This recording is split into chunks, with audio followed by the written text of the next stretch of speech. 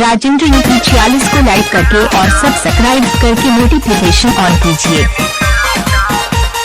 Music by छोटू बाबा।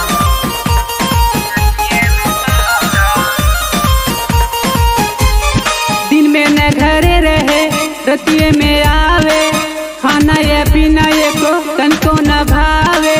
दिन पे दिन दुबराता भतार खाली रतिये में खाता, हमारा से रोज झुराता भतार खाली रतिये में खाता। दिन में न घरे रहे रतिये में आवे, खाना या पीना ये को तनको न भावे। दिन पे दिन दुबराता भतार खाली रतिये में खाता, हमरा से रोज झुराता भतार खाली रतिये में खाता। वीडियो एडिटिंग राजेंद्र प्रताप खाली शाहपुर। Mobile number 7069338307।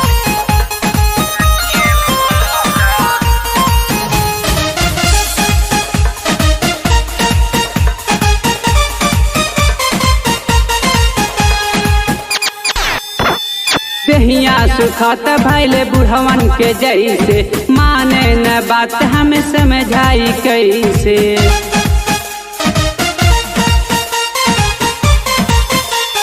दहिया सुखात भैले बुढ़वन के जैसे, माने न बात हमें समझाई कैसे।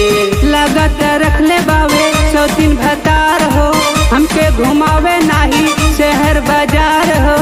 गरम खाना ठंडाता भतार खाली रतिये में खाता, हमरा से रोज झुराता भतार खाली रतिये में खाता। गाना मिक्सिंग कराने के लिए संपर्क करें पोस्टर पर दिए गए नंबर से।